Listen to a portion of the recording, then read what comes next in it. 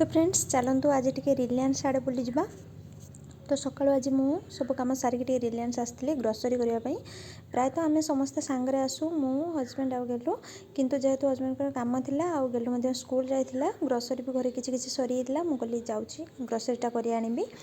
तो से मुझे एका ही पलि आसती ग्रोसरी करने। आउे ग्रोसरी सरला मु ऊपर आसी टे ड्रेस आउ जूता एका देखापा।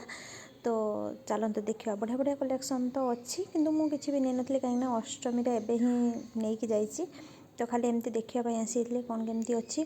तो ये देखी आउ ये देखो यहाँ है मोर ट्रॉली जिनस सब मु किणी नहीं आउ बाकी जहाँ रही कि नवा कि आम घर को जा टाइम बहुत ही गलानी। आउ ये देखो ये सब इयरिंग्स एका रहा बहुत सुंदर सुंदर कलेक्शन अच्छी। तो सामने ग्रोसरी करके आसीगली ये देखो संगे संगे आसिक ड्रेसटा भी चेंज कर दी। टाइम आसिक है 11:50 गेलुर छुट्टी हम 12:20।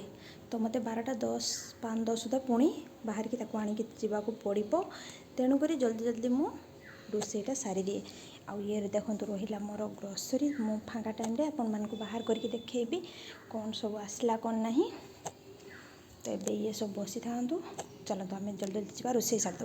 जेहेतु गुरुवार तो सब साधार हम मुझे जा आगु टमाटो खटाटा ये बन दी जाइली। आउे प्रेसर डालमा भी बसई देती। तो डालमाटा खाली छुंकी आ कदली आलू को सीझे देती बड़ा करवा। चलते जल्दी जल्दी सारिदे। तो ये कदली बड़ा मु बसईदेली। ये देखो डालमा भी सीझे रखी। तो रोसईटा फटाफट करदे किंतु हजबैंड कहले तू रोसई सार मु जाऊँगी गेलू को नहीं आस। रोसई सरी ये देखो भात हो जाइए।